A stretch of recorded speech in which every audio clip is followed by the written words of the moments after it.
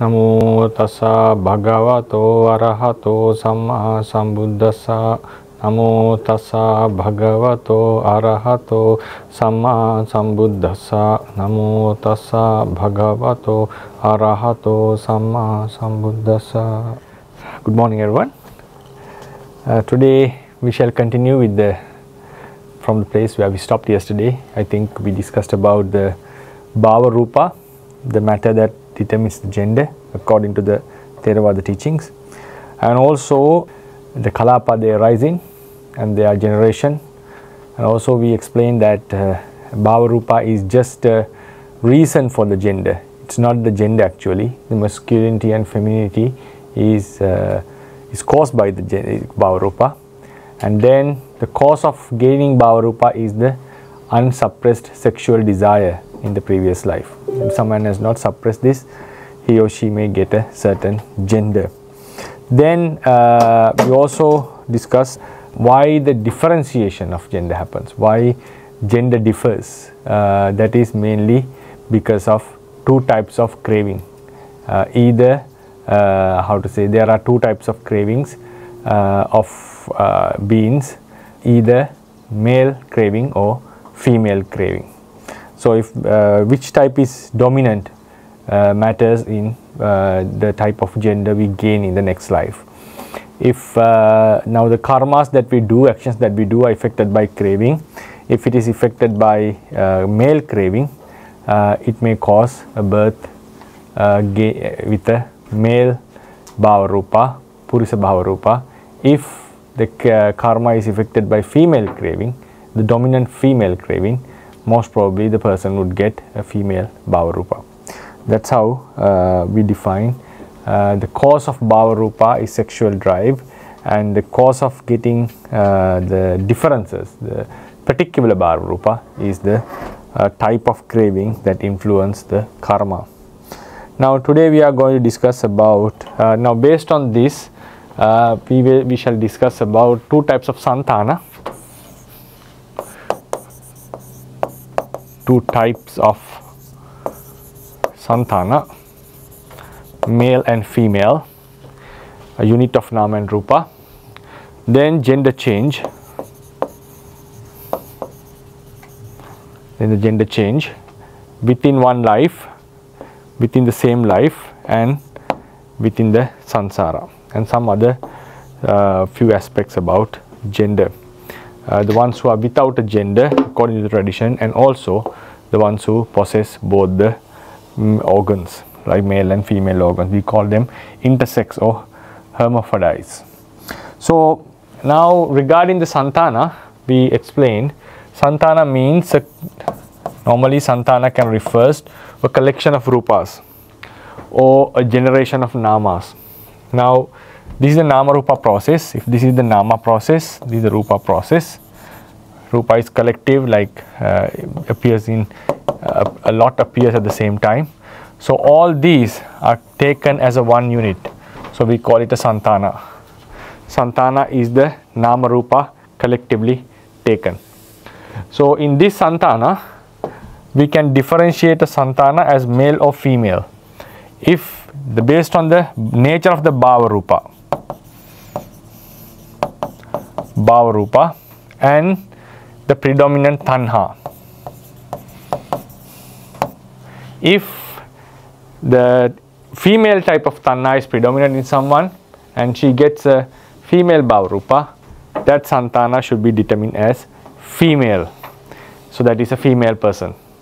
If the male tanha is predominant and a male Bhāvarūpa is present, then that santana is called a male.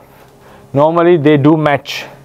If the Bhāvarūpa is male, the tanha, it shows that the predominant tanha should be male. If the Bhāvarūpa is female, the predominant craving should be female. There can be the other craving can be active to a certain degree, but mainly we can define whether a person is a male or a female according to Theravada teachings. So what happens is these tanha and Bhāvarūpa affects the entire life. So as a result, a santana gets a certain quality. Now we are going to another aspect that's saying Theravadians do differentiate the males and females, a topic that I don't want to normally discuss about, but when you go into the literature, they have clearly defined the superiority and inferiority about this gender. It's a very sensitive topic, and some may not fully agree on that, and personally I'm not very interested in talking about it, but when I teach the tradition, I have no choice but I have to explain what the book says. So according to the Theravadians, they define the male appearance to be superior that of female, and that's something that is being clearly mentioned within the Buddhist text, and which was a prominent notion within the ancient world, and it's still present. There are many efforts, many movements taken to give the gender equality and to give the rights of women, and I do appreciate it a lot as a person. But if you look into the past history, there was a clear dominance of the males over the females, except for few cultures. For example, if you go into the ancient Mesopotamia, there were females enjoyed some sorts of rights compared to other cultures. Even there were some laws that even protected them. Especially there was a culture or civilization called Minoans who lived in the Mediterranean area near the sea. The women had enjoyed lots of equal rights. The historians suggest looking into the drawings that they have made compared to other cultures of the history. Sorry for the interruption, there was a electricity drop, so it's very frequent here in IIT. Yes, there were some cultures who gave the women the equal means some sort of rights than or the other contemporary civilizations like Minoans. But physically saying, because the stuff that males and females do are quite different, and it evolved with the civilization based on various reasons, the strength and all the physical capacity and all these determined the work the males and females have been doing throughout the history, and it has led, maybe that is one reason, and so we can see a biological difference, huge biological difference between the males and females. So the work they do are quite different. Their duties in the life is quite different overall. In the present day it's changing, but if you go into the tradition, the historical tradition of Theravada, they define the male appearance, the male gender is superior to the female gender. So based on that fundamental, the explanation that I'll be giving today, based on the two types of santana, the gender change is based on this fundamental. That is, the male gender is superior to the female gender. That's how these teachings have developed, has been given. So then we talk about two types of santana, the mind stream and the matter, Rūpa. This is Rūpa and this is Nama, N and R. So in them there is Bhāvarūpa, BH, and type of tanha. So if the female tanha is predominant and if the person possesses a female Bhāvarūpa, that unit, that santana is called a female santana. And if the male tanha is predominant and the Bhāvarūpa is male, that unit is called, the previous is female santana. So now this Bhāvarūpa and tanha do affect the mind, the entire santana, the mind and the body, right? They do affect. So as a result, a huge change can be seen in them. Physical appearances, physical capacities are obvious, that we don't need to any prove anything, because it obviously can be seen the difference of the physical capacities. But when you come to the mental capacities, the Theravada tradition holds that, because the idea is that male gender is superior to the female, and the influence also makes it different. So if you have listened, I think there's a very famous statement made by the Buddha: in order to be a Buddha, one needs to be a male. So the fundamental basis of this is, in order to have such a high level of wisdom, unlimited level of wisdom as one reaches, the Santana has to support it. Santana has to uphold that high qualities. So in order to do that, especially throughout the practice of a bodhisattva, one has to endure lots of suffering, pain, physical and mental, which is unimaginable for a normally ordinary human being, and that can be only done by a male, according to the Buddha's idea. Then, and that wisdom, the omnisciency, and also all the other spiritual qualities appears in a male Santana. So it's like, if you take it like to make it more clearer, if this is the Santana, it's not a physical thing, but the idea should be the spiritual qualities. I may draw it in, I may write it in a different color to highlight it actually. If you take it a different color, spiritual qualities arise in this Santana, depending on this Santana. So Santana has to support these qualities. That's the fundamental basis, and there should be a sort of allowing, like the collaboration between the Santana and the quality. So why the Buddha says that the spiritual qualities of a Buddha is only supported by a male Santana, not a female Santana. That's why he says that it's impossible that a female become a Buddha. So the basis is that this Santana of a male supports higher, stronger spiritual qualities than of a female. That's what the basis is. So why did he come to that conclusion? I'm not going to comment on that, because that's how the Buddha has felt. It's a notion uttered by him. So this has led to explain in detail, and there are few other explanations. Only a man can be a universal monarch. Only a man can be the Sakka, the king of gods, and a Mahabrahma, the higher type of Brahma.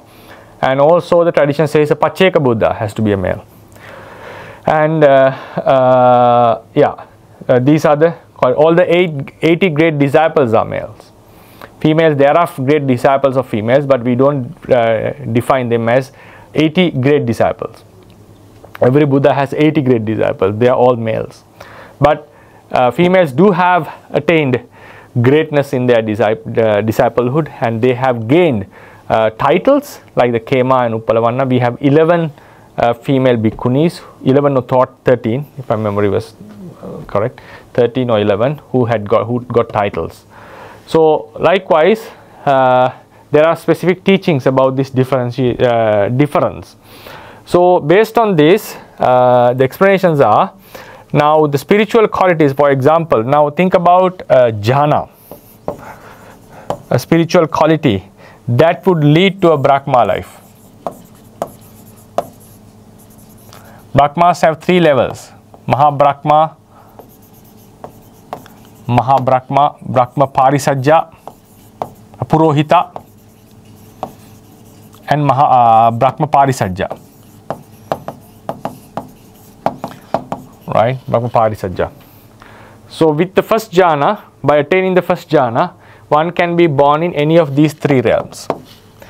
By attaining second jhana also, one can be born in any of these 3 realms. It means now you know that Brahma realm is made like first jhana has 3 realms, second jhana has 3 realms, third jhana has 3 realms, fourth jhana has 5 Suddhavasa, and Vehapala and Asanya. This is how it is located. So now each of them, they have different names like Brahma Parisajja, Purohita, Mahabrahma, Parittaba, Appamana, Vasara, Paritta Subha, Appamana Subha, Subhakinha. They are Pali terms. But in general, there is a common categorization.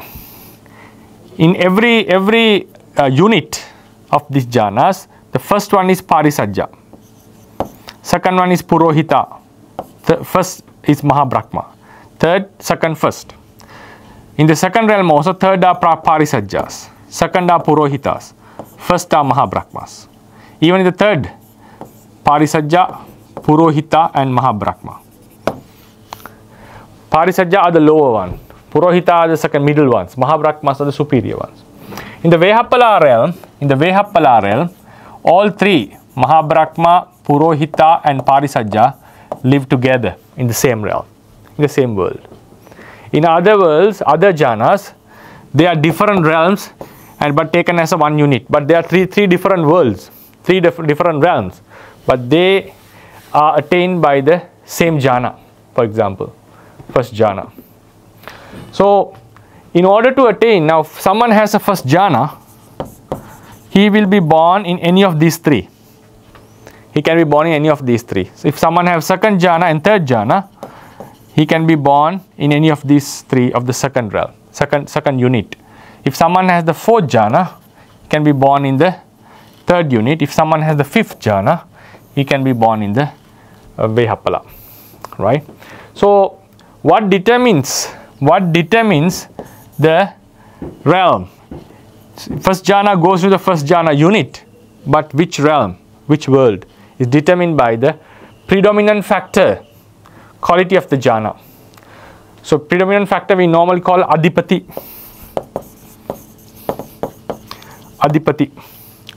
If the Adipati, while we attain the jhana, either Chanda, the desire, Chitta, the consciousness, Virya, the effort, wisdom, the Vimansa, any of them has to be predominant. Without a predominant factor, one cannot attain higher levels such as jhanas. So these Adipati are of three levels: lower, middle and higher. Lower, middle and higher. A male attaining any of a first jhana may attain it with a lower level of Adipati, middle level of Adipati or the superior level of Adipati, depending on the level of the mind, consciousness, and how much effort, how much practice, how much strong the person is, right? Then a female, it says, the Theravadians say, the female, one attains the jhana, only gets either the lower level or the middle level. They doesn't need the superior level. So as a result, what happens, a female who has jhana would be born either in the Parisajja or Purohita, never in the Mahabrahma directly. A male can be born in any of these three based on the quality of his predominant factors. But after being born in the Parisajja or Purohita, because they don't have any gender in the Brahma realm, then having developed into a higher level, they may go into the Mahabrahma realm. So the reason is given that when someone attains the jhana, that jhana is supported or affected by the santana, mind and matter of a person. That santana is not supporting for a superior level of jhana in a female, but in a male it supports all three levels. So therefore, now another way to decide the jhana is the mastery. If someone has a lower mastery, middle mastery or a higher mastery, that mastery is not the reason to determine the birth, because anyone can attain mastery regardless of the gender. Uppalavanna was considered as one of the best in the psychic power. She was the foremost among the female devotees, the female disciples. So she had all the psychic powers, very quick, swift psychic powers. Unfortunately, she was raped one day, which she couldn't use her psychic powers, and the man ended up in the great hell for doing such a very bad deed. But she was considered as because even Moggallana was attacked and killed, though he possessed very glorious psychic abilities. It says that the Moggallana even couldn't exercise his psychic powers while the karma was active. Uppalavanna's case, it was a sudden incident. As soon as she entered the room, the person was hiding and he he raped her maybe because that was a very intense moment, activities, because it was forcefully done. She was unable to get into a abhinya and fly or do some miracle. So the mastery, because what I want to say is, if someone has the psychic abilities, that is only attained through mastery. Without mastering the jhana, one cannot go into psychic powers, right? So mastery is not the reason for someone to be born in any of this realm. What matters is the level of adipati, how strong the predominant factor which support the jhana. With the development predominant factors, we attain the jhana, and the jhana itself carries any of the one predominant factors. So there are 3 levels of this predominant factor: weak, lower, middle, and higher. Males, depending on their character or santana, may have all 3. Any of them will get jhanas based on any of the levels, but a female jhana is always lower or middle. So therefore, a female who had gained even the mastery over the jhana, if is to be born in the Brahma realm, would end up in Parisajja or Purohita. So that's what the Buddha's statement says. It's impossible that a female would become a Mahabrahma. That statement says that a female who had attained the jhana would not be directly born in this realm, the higher realm, despite the fact that which jhana she has gained. So some holds the idea that every female ends up in the lowest of the first realm, Parisajja. No, that's wrong. That's wrong. If someone attains the second jhana, anyone would be in this unit, not in the first unit. They will be born in the second unit, but among Parisajja or Purohitas, Parisajjas or Purohitas. And if someone has a third jhana, they will be born here. If someone has a fifth jhana realm, all will be born together, Parisajjas, Purohitas, and Mahabrahma. They are the like a caste system in the Brahma. Caste means there is no such bad discrimination over there, but they categorize. This is a Mahabrahma, superior, glorious one. This is a Purohita, and this is a Parisajja. In these realms, the lower Brahmas cannot see the upper ones, but in the Vehapala, they can see each other. They live together. They live in the same world, but there is a huge difference. So females will be born among the Parisajjas and Purohita groups, while the males can be born in all. That the Vehapalas, they also have that difference, but there's no use because they don't have minds to communicate. Even in this Suddhavasa, there are. So according to the story of Samavati, 500 females, while they were burnt alive by Maggavihari, a ruthless death, punishment or crime was committed by Maggavihari. Some, while they were being burnt, some practiced meditation and attained anagamiship. And it says that they were born in the Suddhavasa. They were born in the Suddhavasa.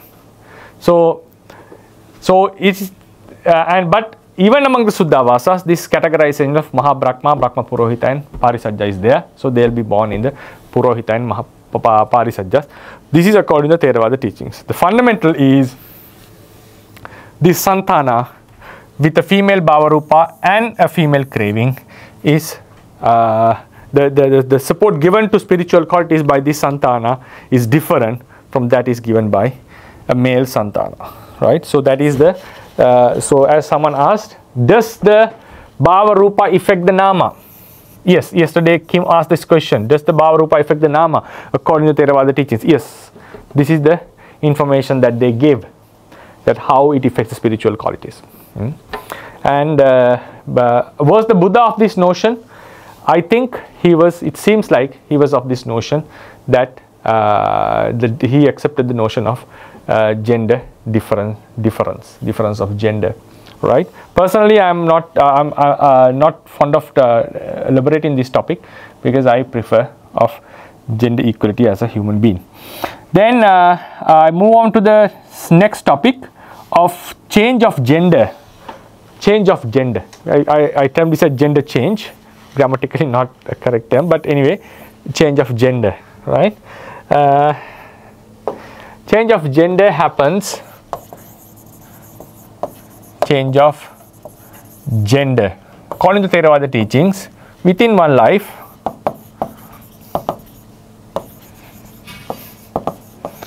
from life to life.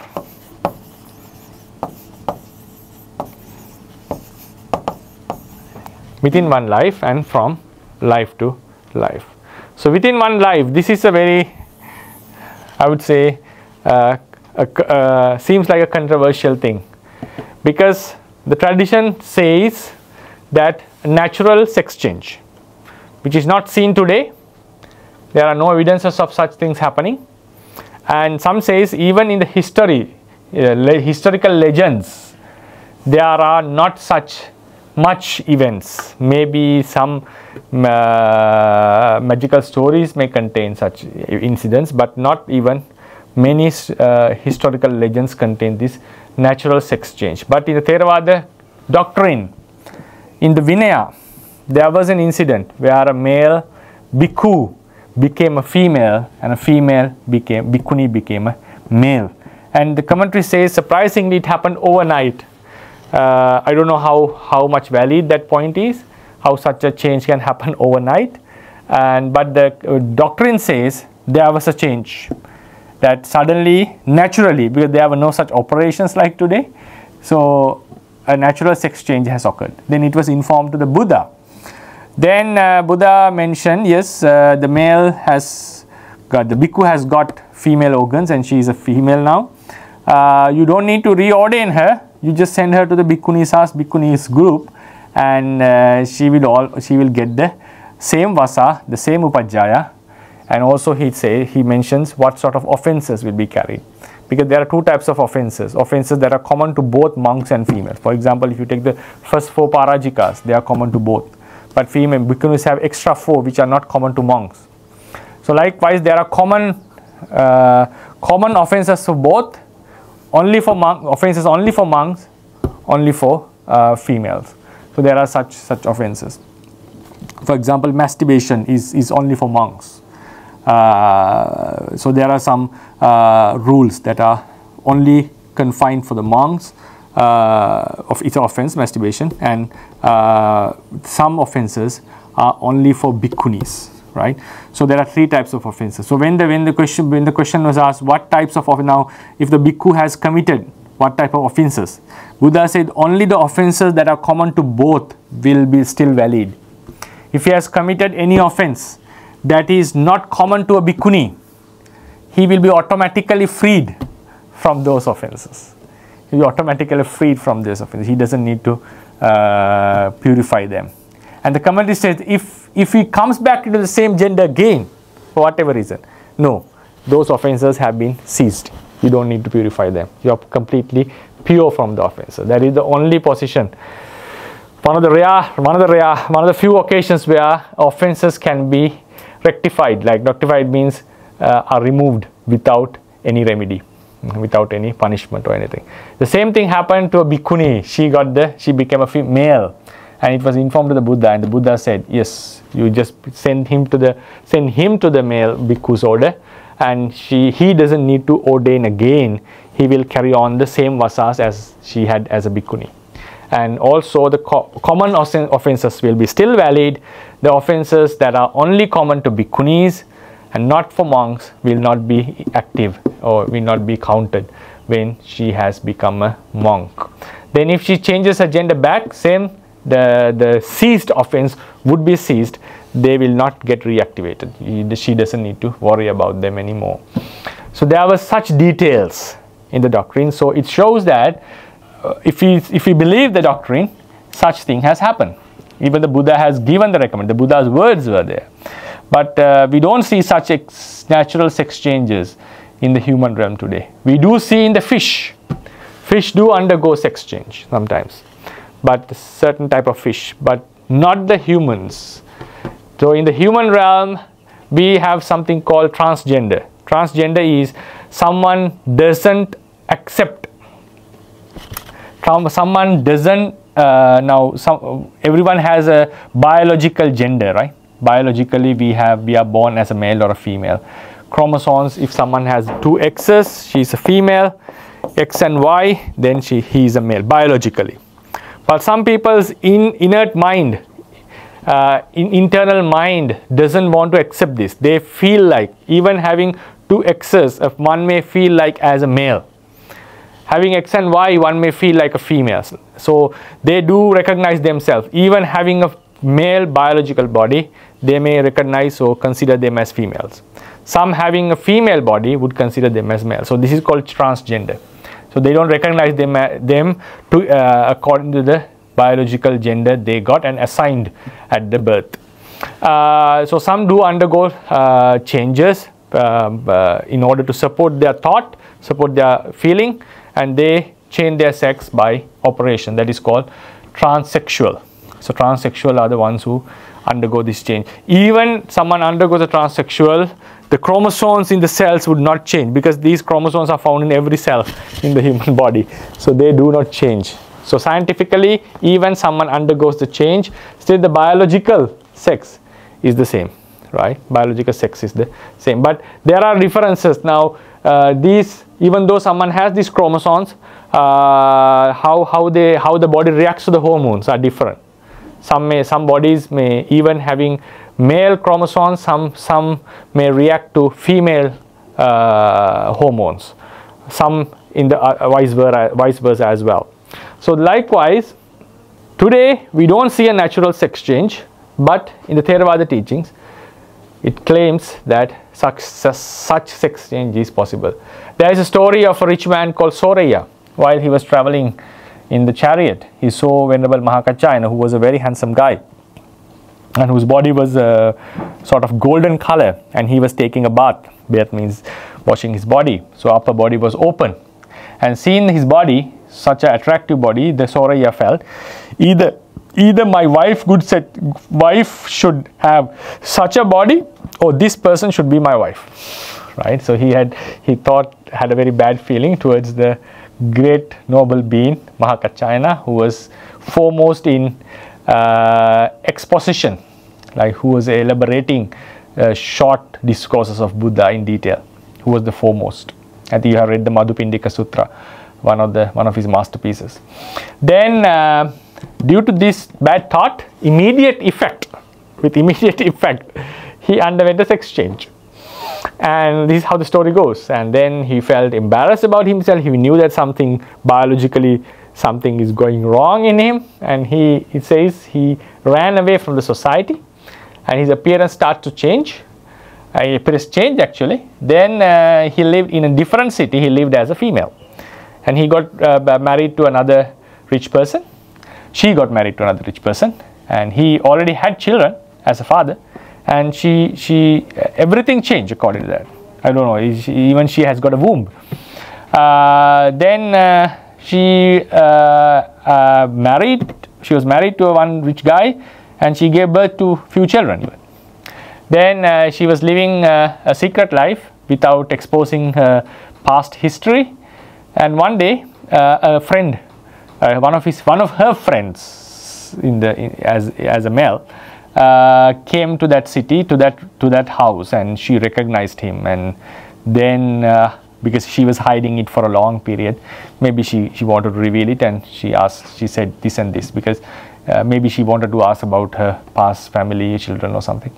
So then the friend recognized her and asked, what happened to you? Then she said, this was my bad thought, and this immediately I went through such a change. Then he said, then better to ask for apology from that Venerable. And she invited him and asked for apology, asked for forgiveness.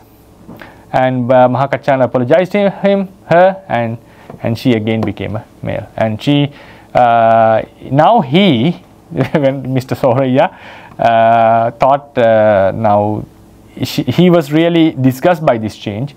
And he thought, yes, if the gender could change within one life, nothing to say about from life to life. And he got really disgusted about the samsara, how these changes are happening. And then he ordained. Then monks used to talk, because they normally ask about who were you as a layperson, what you did. This is natural. So then the monks were asking, you had children as a father and a mother, whom do you like most? Then he used to say, I have more affection towards children whom I gave birth as a mother than children as a father. So because it shows that mother has more close connection with the child than the father. Then later on, one time when the monks asked the same question, he said, no, I don't have any affection towards any child anymore, because he has become Arahant by that time. So then that is the story. So it shows that, it says that the gender change has happened, and the Vinaya text, this is a commentarial story.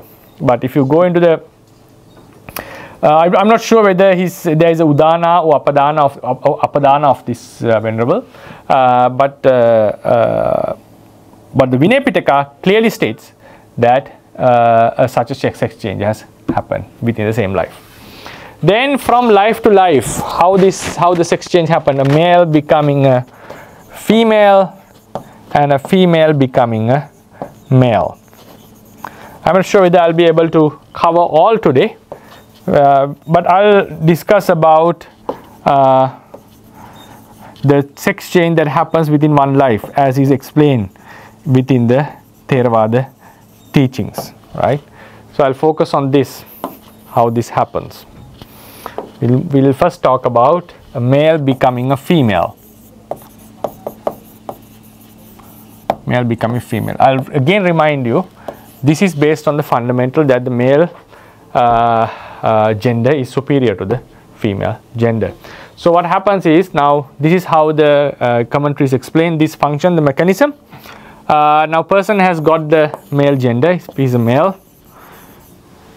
Think about someone who, now the explanation is given for the human beings, but it is applicable to the animals as well. It's applicable to animals as well. So now it's easy to explain through the male humans. Now humans are born out of a kusala. Humans are born out of a kusala. That kusala produces, that gives the rebirth. At the moment of rebirth, we get Bhāvarūpas. We get Bhāvarūpas. The change, sex is determined. So based on the fact that the Bhāvarūpa is produced by the kusala that gave the rebirth, okay, based on the fact that the Bhāvarūpa gives the Bhāvarūpa is given or produced by the karma which gave kusala, which gave the patisandhi. Patisandhi is the rebirth. Patisandhi rebirth. Now he continues as a male.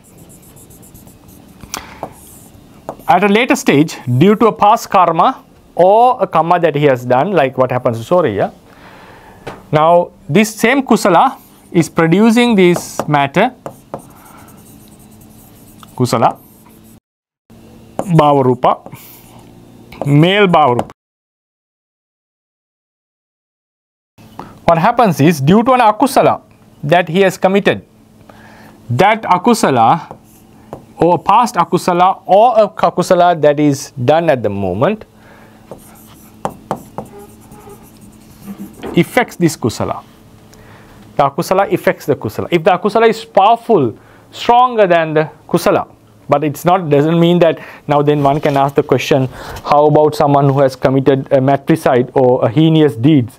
If surely it's a very strong kusala, why don't he go under sex change? No, these are particular types of akusalas, like what happened to Soraya, right? So if our akusala is done or our past akusala activates and it affects the kusala and it weakens the kusala, it weakens the kusala.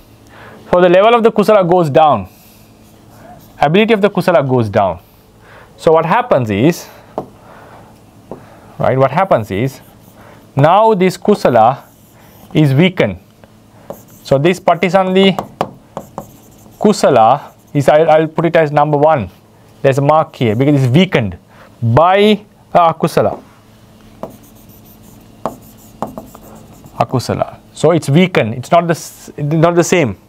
So what happens? That weakened kusala is unable to produce male Bhāvarūpas. Instead, it tries to produce female Bhāvarūpa. This is the sex change that has been explained technically within the tradition, right? So due to a kusala is weakened, and instead of producing male Bhāvarūpas, female Bhāvarūpas are produced. That is the male turning into a female. Now if this has to be reversed, this akusala should be challenged. One has to practice opposite kusalas, like what happened to Soraya. He asked for forgiveness. or someone may practice the celibacy, brahmacharya, or create lots of kusala mindsets, then this patisandhi kusala will be uplifted again. For example, if someone does patisandhi kusala, now it's weakened. If someone does kusala, extra kusala, and lifts this kusala back, right? Lifts this kusala back. Even this akusala is still affecting, but it's been upheld by another kusala. So when this patisandhi kusala becomes stronger than the akusala, number 2, right? So it's capable in number 2 kusala. It is number 2 is the same kusala.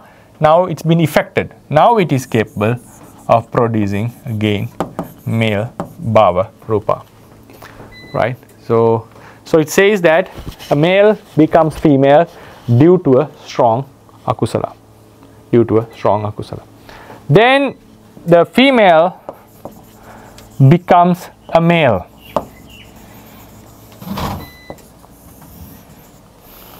A female becomes a male. So in this regard, we have to understand, according to the teachings, there are 2 types of females. I would call we call I will call it original or natural females, and there's another type called one was supposed to be a male, but due to some reason she becomes a female. That's the second type. I don't know how to name them. One is originally female, who had a female birth. There's another type. He was supposed to be a male, but due to the effect of an akusala karma, instead of becoming a male, she has become a female. He has become a female, right? So this is the second type. I would say second type of females. So this gender change is applicable from a female to a male, is applicable only to the second type, not to the first type, right? Only to the second type, not to the first type. So if someone is to be born as a female, there cannot be any gender change within this life. But if someone was born as a female but supposed to be born as a male and had that change due to an influence of a certain akusala, that person can undergo gender change. So, okay, anyway, it's like this. Patisandhi is given by a kusala, even to a female, right? It produces female Bhāvarūpa, F Bhāvarūpa. But the second type, we are talking about the second type, not the first type. Second type of female. So this patisandhi kusala, because this second type is already been affected by akusala, right? It's already been affected by the akusala from the birth. So this is already weakened. So as a result, this patisandhi kusala that was supposed to produce male Bhāvarūpas is producing female Bhāvarūpas. Right? Producing female Bhāvarūpas. So what happens when such a second type female do celibacy or practice? Sorry for the interruption, there was another power drop. So this is I will not draw the male one, okay. This is the female into male, the second type, not the first type of females. So now the kusala kamma is giving the female Bhāvarūpa. Why is that? Because the second type person is already affected by akusala. So this kusala is not in its natural state, it's been weakened already, right? So what happens if the person practices, now this kusala is producing, is already, I would name it as 1 because it's been affected already, it's not the natural level of the kusala, this akusala is affecting, then if she does good kusalas, abstaining from sexual misconduct and practicing celibacy and all this, the level of this kusala, the patisandhi kusala, right, patisandhi kusala would go up. So instead it becomes number 2. Number 2 means a different level. So when this kusala is more stronger than this akusala, what happens?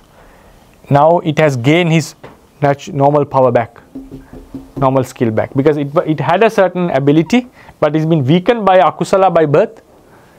Now one has done lots of kusala and strengthened this patisandhi kusala. So it is uplifted. So it comes into his natural ability. Now it can produce male bhava rupas. So that's, the commentary says, a male is made into a female due to a strong akusala, because male, due to the influence of a strong akusala that overcomes the patisandhi kusala, male becomes a female. But a female becomes a male with a weak akusala, it says, with a weak akusala. What is it? When the kusala is becoming stronger than the obstructing akusala. The obstructing akusala is weaker than the patisandhi kusala. Then what happens? It's restored back to its normalcy, normal natural level. This kusala, which originally could have produced male bhavarupas, now starts to produce male bhavarupas.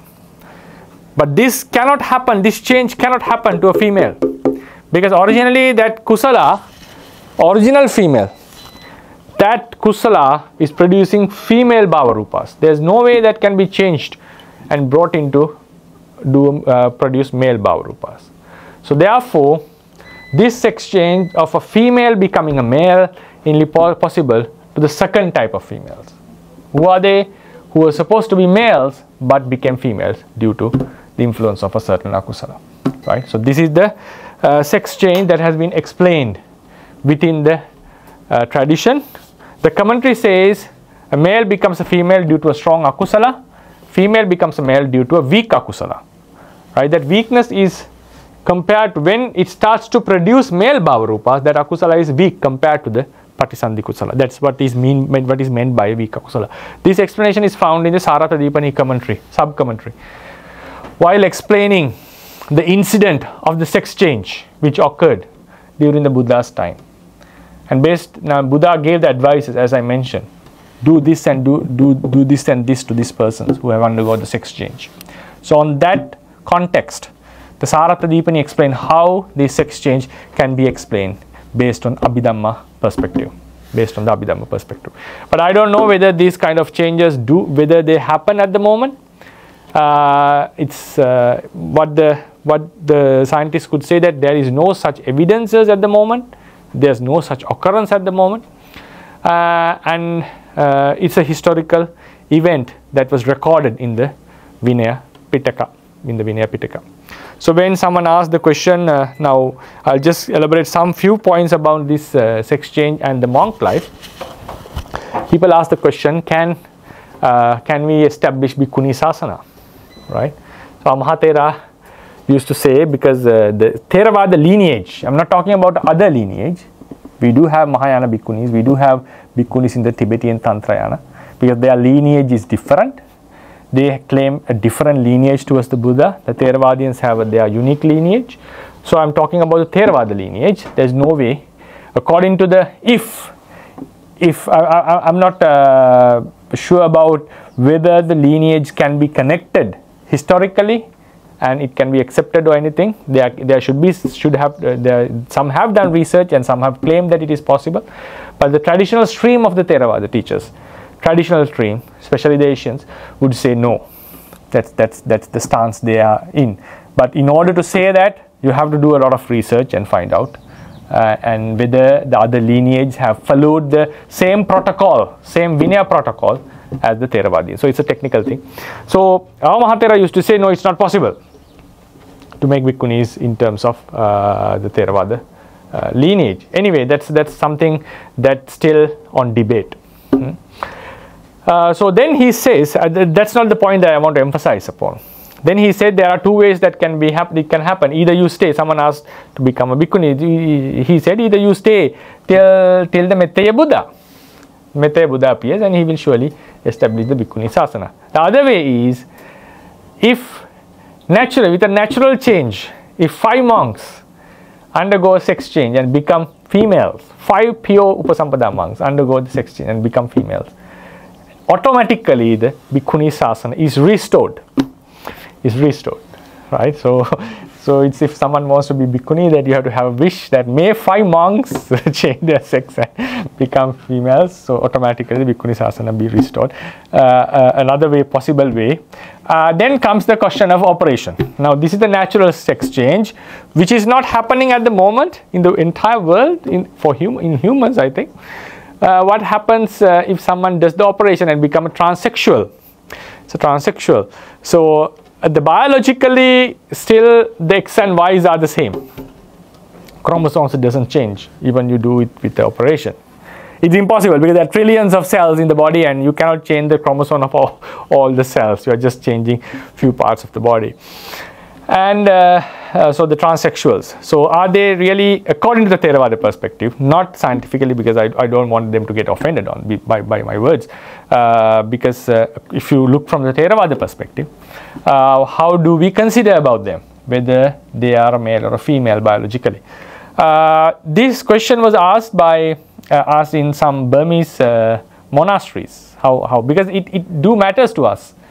It does matter to us, because monks have the first parajika of if a monk has sex with someone, either male or a female, he commits parajika, he loses his monkhood.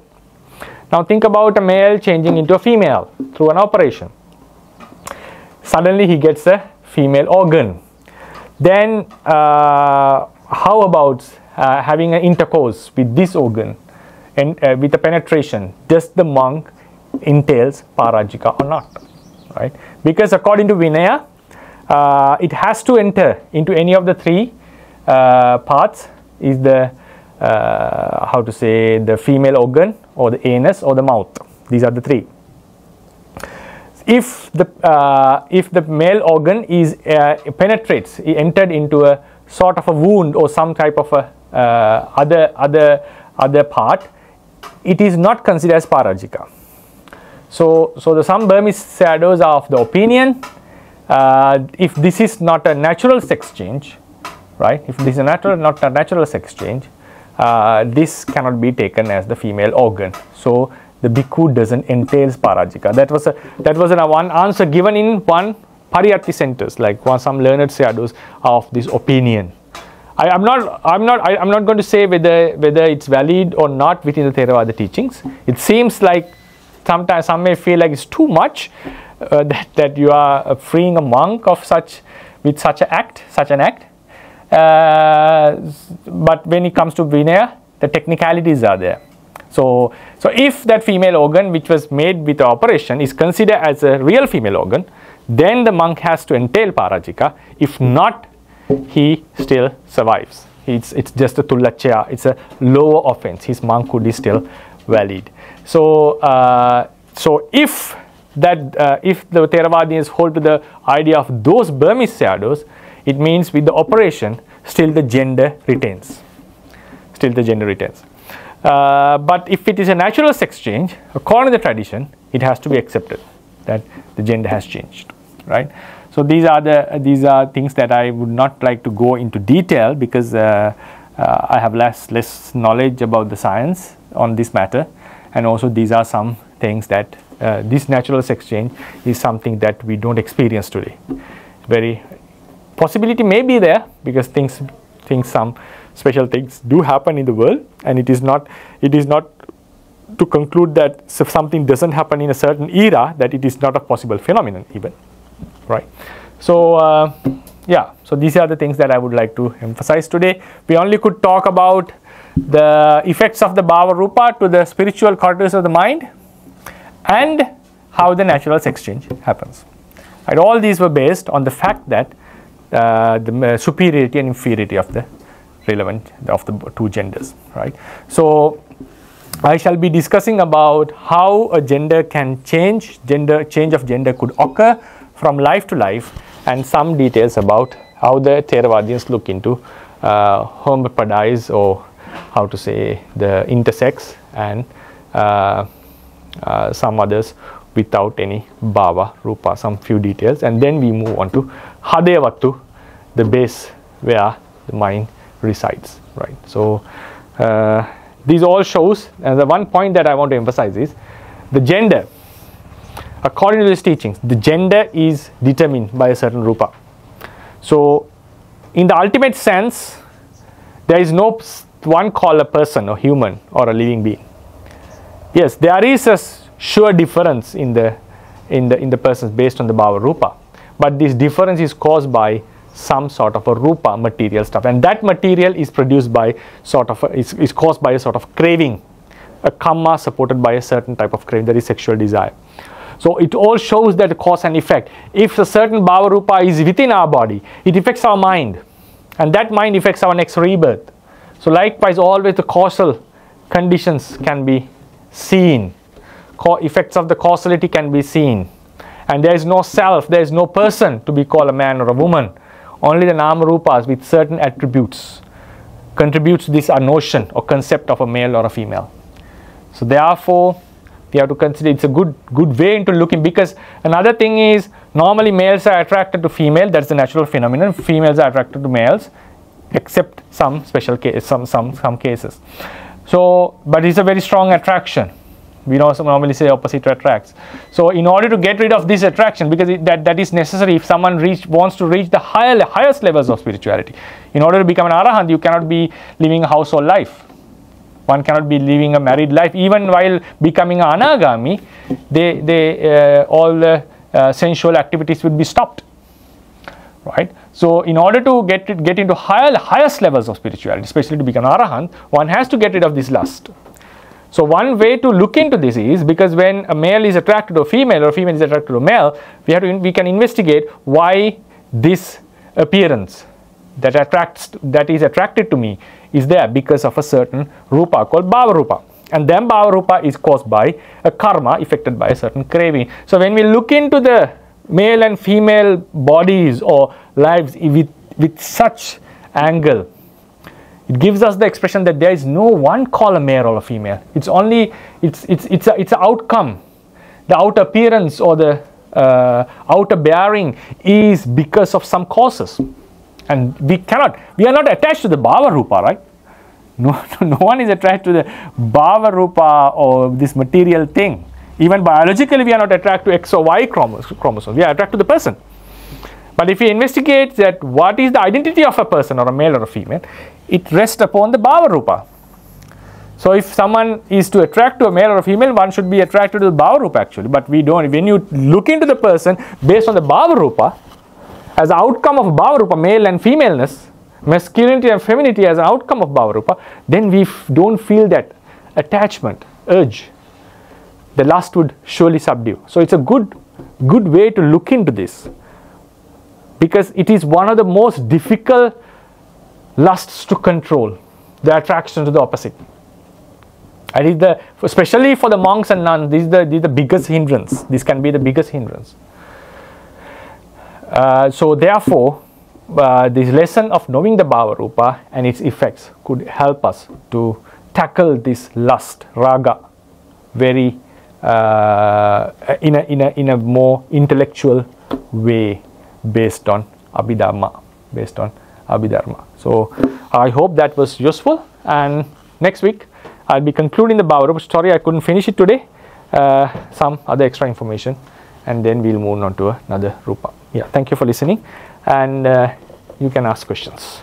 From the Kim. Okay, right, Kim. Thanks so much for the lecture. What is the famous name of the Mahākacayana Thera Sutta piece? Madhupindika Sutta.